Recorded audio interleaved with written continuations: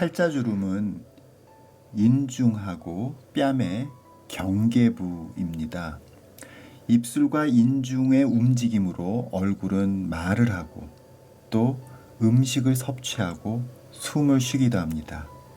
이 과정에서 구강이 열린 상태에서는 인중하고 이 뺨 사이에 주름이 생기죠. 아주 젊은 사람들도.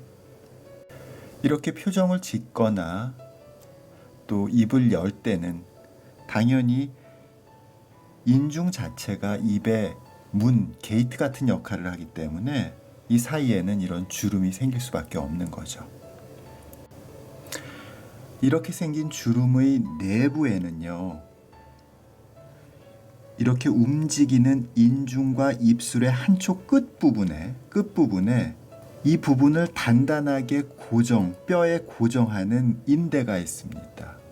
이 부분을 유지인대 혹은 고정인대, 영어로는 retaining ligament라고 하는 거죠.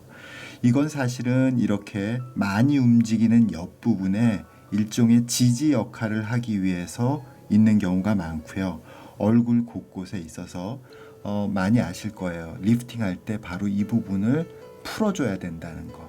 어쨌든 팔자주름의 바로 아래쪽에도 이렇게 유지인대가 발달해 있습니다.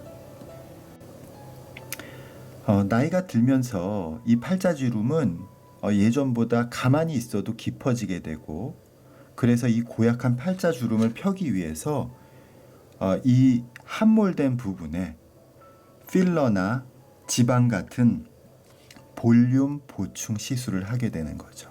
그러니까 필러나 지방같이 볼륨을 보충할 수 있는 재료를 넣어서 이 부분을 부풀리는 거죠. 함몰 부분을. 20대 젊은 사람들도 이렇게 웃을 때 팔자주름이 생긴다고 여기다가 뭔가 필러를 넣어야겠다고 고민하는 경우도 가끔 봤는데요. 절대로 그럴 필요가 없습니다. 그런데요, 이 팔자주름이 깊어지는 건 주름 부위가 볼륨을 잃어서 깊게 함몰되는 게 아니라 사실은 이 유지인대로 고정되어 있지 않는 주변이 처지기 때문에 깊어지는 거죠. 그러니까 원래 이렇게 주변하고 유지인대 부분이 거의 비슷한 레벨에 있다가 유지인대가 있는 이 부분은 거의 처지지가 않는데 그 주변이 처졌기 때문에 팔자주름이 깊어지는 거죠.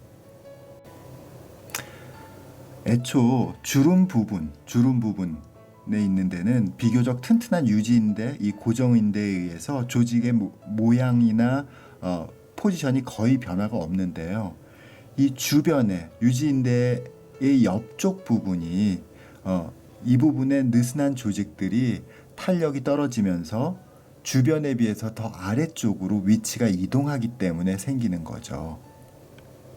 볼륨 보충 시술, 그러니까 필러나 지방 주입 같은 경우는요, 정작 처지는 부분은 그대로 놔둔 채 잘 고정되어 있고 거의 변화가 없는 주름 이 부분에 자꾸 뭔가를 넣어서 변화를 주는, 그러니까 멀쩡한 데를 변화를 주는 모순이 있어요.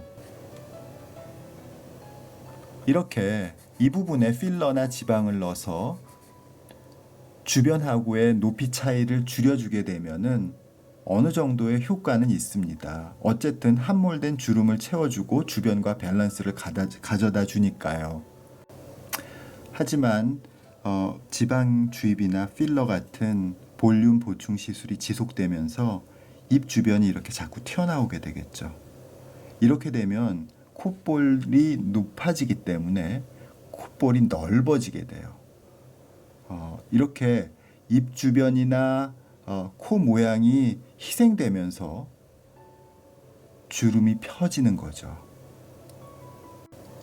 대개 필러, 지방 주입 같은 볼륨 보충 시술은 수술이 아니라 시술이라는 이유로 좀 더 쉽게 선택하게 됩니다.